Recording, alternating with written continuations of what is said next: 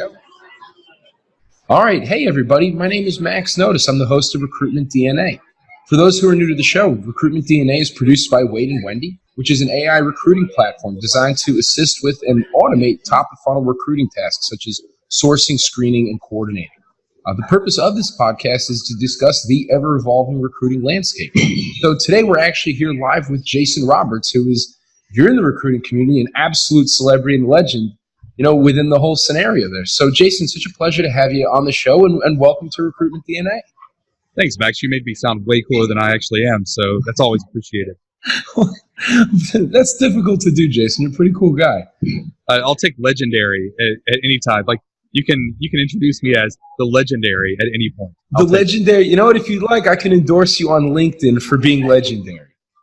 I wonder if that's a skill. Like, is there a LinkedIn legendary endorsement? That would be perfect. Coolness, just generally.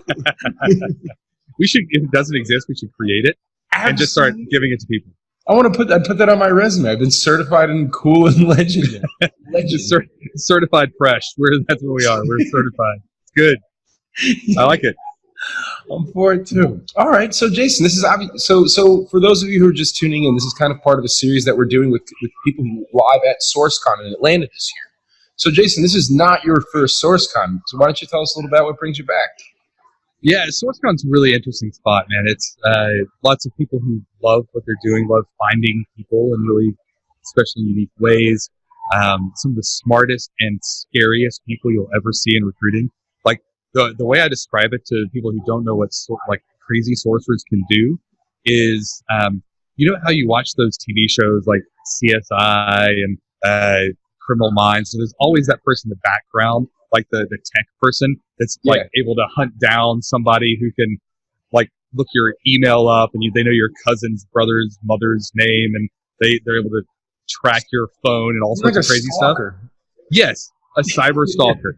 So there are people who actually do that for a living in order to ultimately hire other people, and those are the people at SourceCon. It is shocking how good these people are at URL manipulation to get what they ultimately need, and OSINT or open source intelligence work where they can track your digital footprint online to see what you're doing. These people are so smart, and they've always got these creative things. Like today, Jim Stroud was presenting, and one of the things that he presented on that I'd never thought of, it's a no-brainer, but I'd never thought of this, is during the holidays when people are all on vacation, if you want to figure out who all the people who work in a specific company might be, or what their phone numbers might be, send emails to a massive distribution list, and you can infer what their emails are based on kind of first name dot last name, whatever if you have one email, you can kind of guess what the rest of them are going to be. Send an email to a massive number of those people, and all of their out of office responders will kick back. Oh my God. Say, oh, call so and so if you need to work on something right now. Or you can call me directly on this number. Oh my God. Is that not genius? It's so common sense. And it also even probably tells you what date they're going to be back in the office. Yes, so you know exactly when to call them, how to interact with them. It's crazy. So it's stuff like that at SourceCon, those sorts of oh, I didn't think about this. Here's another one. If you're hiring high-end experts, there are websites that exist that are used for finding expert testimony, for an attorney, and they're free. So you can look up people who are able to provide expert testimony in all sorts of weird niche sort of places where it's super hard to find these people, and they're listed on these legal sites in order to give testimony. You can call them up for a job anytime you want. That's absolutely wild. Isn't it crazy? That's the sort of stuff you pick up at SourceCon, all sorts of crazy stuff like that. And then, of course, there's companies to talk to, people doing interesting work.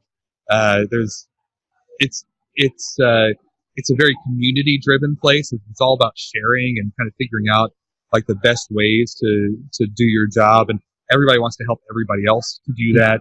60% of the people are new, 40% are returning, and so didn't know that.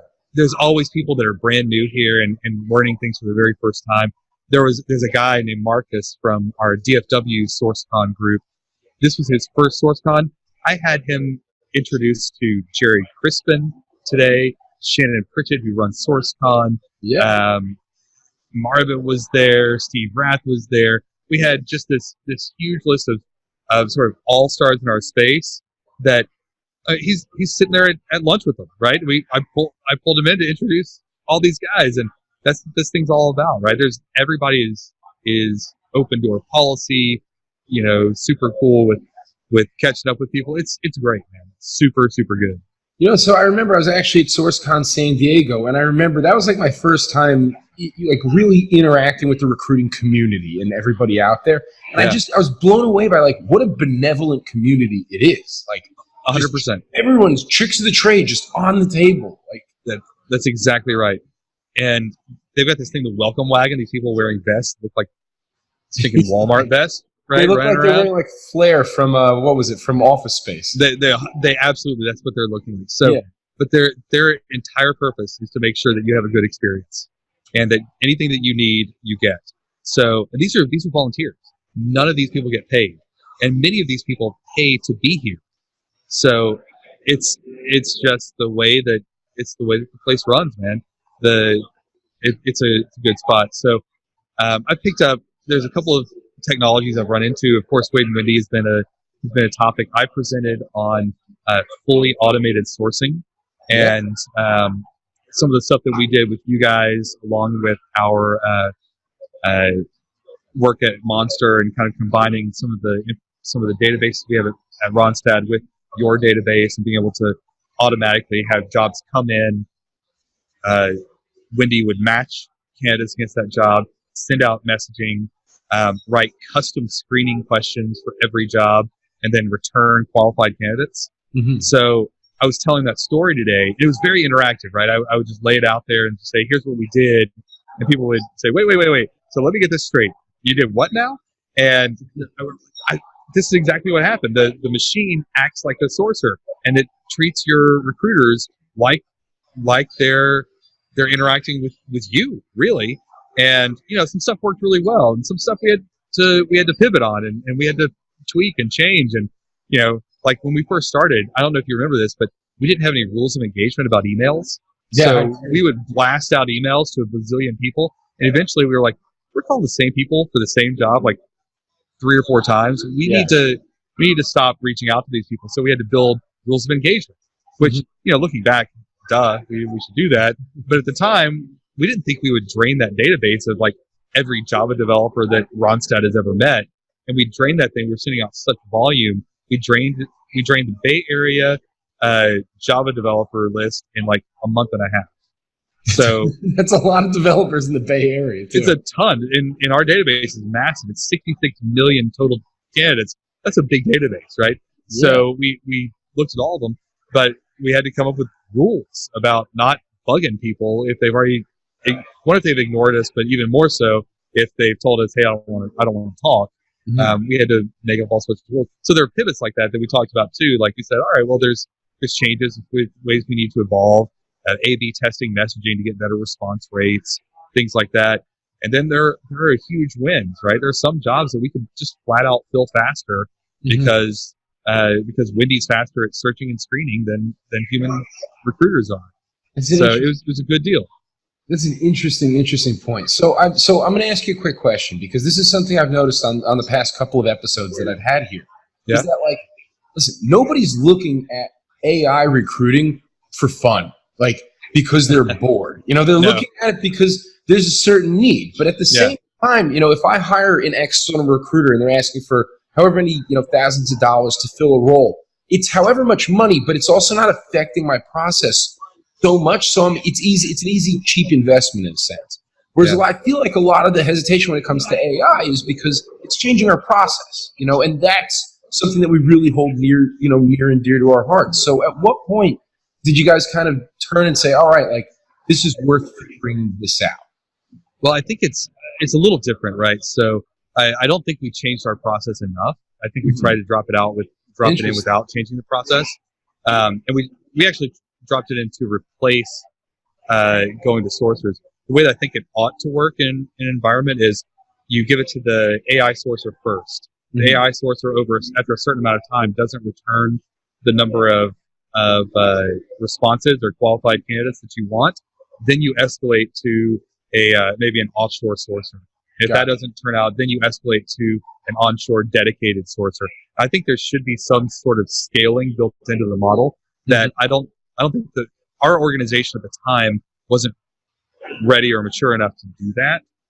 And I think ultimately that's where this will go. I think that the AI sourcer will be the starting point, and really quickly, right? So you can tell within less than a second within Wendy if there's a match between what's in the database and enough candidates to ultimately get to the number of qualified leads that you need, right? That's a very short thing, because that search return, if that it got 1,000 candidates returned or it had 100 candidates returned. 100 candidates won't get you enough. It just won't do it. The 1,000 absolutely will. You'll have extra, right? So when that happens, as soon as you finish that search, I need to also get an offshore sourcer to do some work for me. And Wendy can be off talking to all the people we already know. We just need somebody else to find new people that we've never met before and go look in places that we don't have access to within Wendy's platform. So I think there's going to be a scaled implementation of this in the end.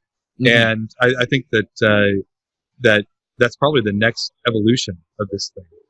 Do you think there's a perfect type of recruiting organization that would benefit from AI? I think there's a perfect type of recruiter and a perfect type of hiring manager or leader within a recruiting organization. So if you're afraid of technology, you probably shouldn't start here. I would imagine. Yeah. If you are, if you're still working with your flip phone, this probably isn't the place for you to be. If you're a technology person, like there's some people who just love technology, just think the world of it, and they're always looking to push the boundaries, push the envelope.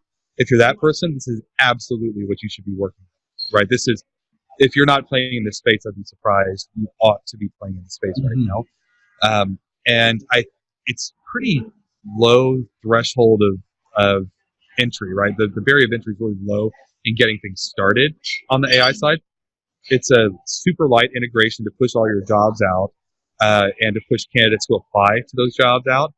That's not hard at all. That's you can do a formal XML integration, which is probably smarter and better, or you can do it the really easy way and schedule reports to go out on your ATS, which you can probably do with one arm tied behind your back. So it's a pretty straightforward way to do this. Very low barrier to entry. The cost is not significant compared to the cost of a dedicated sourcer. In our math, the ROI was worked out to be about a quarter of the cost per hire versus having a dedicated sourcer do the work. So if you can do that for a quarter of the cost of a dedicated sourcer, probably makes sense to do it. Now, your dedicated sourcers, I think you still need a bunch of those, and I think they need to do stuff like that weird Christmas card list thing I just talked about, and going out to the expert witnesses sites and the places being creative, right? Taking the things that they learned from SourceCon and applying those in your environment to find people that aren't going to be sitting in a database, people you've never met before, and people that you're not going to find in an easy way. That's what you need a good sourcer for. That's what they should do. If your sourcers are spending all of their time searching your own database, you've missed the boat. The machine can do that better. Just let the machines do what machines do well. I think you're right. There's some things that humans are great at, and there's some things humans just suck at. Yeah. Well, and there's things machines are good at and machines suck at, right? Machines are good at talking to other machines. They're good at searching. They're good at matching. They're really terrible at being creative. They can't be creative. It's not what they're built at. So let the people be creative. Let them be intuitive. Let them be empathetic. That's what people are for. That's what people are where their value add is increasing, and the value add decreases when they're doing repeatable processes, simply searching a database or something like that. It's not very valuable anymore. I wouldn't spend my time on that. Well, you're preaching to the choir over here. Yeah. Yeah. All right. Cool. So, Jason, thank you so much for coming aboard. Do you have any other last things that you want to say to the audience, to the people at SourceCon? Any last final words, messages? No, it's been a great show, and it's super smart people. There's obviously Wade and Wendy's awesome, but there's other technologies I've never seen before that are here. Like a couple of super early stage startups. They're just sort of getting a feel for things, and I've really enjoyed getting to see them, get to meet them. Indeed Scene, which is weird to me. Never heard. That's Indeed's got a product they're calling Scene. I think it's their Indeed Prime thing packaged a little differently. I'm not completely sure what it is, honestly. Okay. But I haven't gone to the Indeed booth yet. But it's a good spot, and I encourage anybody that has a chance to go to SourceCon. It's great, and obviously I'm a Wade and Wendy fan, so use that too. Well, we're a Jason Roberts fans, so how nice. Thanks. Yeah, I appreciate it. Are you going to be at any other cool events this year, like HR Tech or anything? HR Tech is next week for me, so I will be there. Absolutely. We might have to do a follow-up episode in person with drinks in our hand. I would do it, and we did some. You were there last year, right? I was there in San Diego. Okay, you were in San Diego. All right, very That was a cool. lot of fun. It's a good time. It's a good Yeah. time. So we'll see you. I'll see you at HR Tech. It is really good. So it'll be a good time. All right. Well, Jason, as always, pleasure to speak with you. Thank you so much for coming on the show, and man, enjoy the rest of SourceCon. Will do. Catch you later. Bye bye. All right, take care.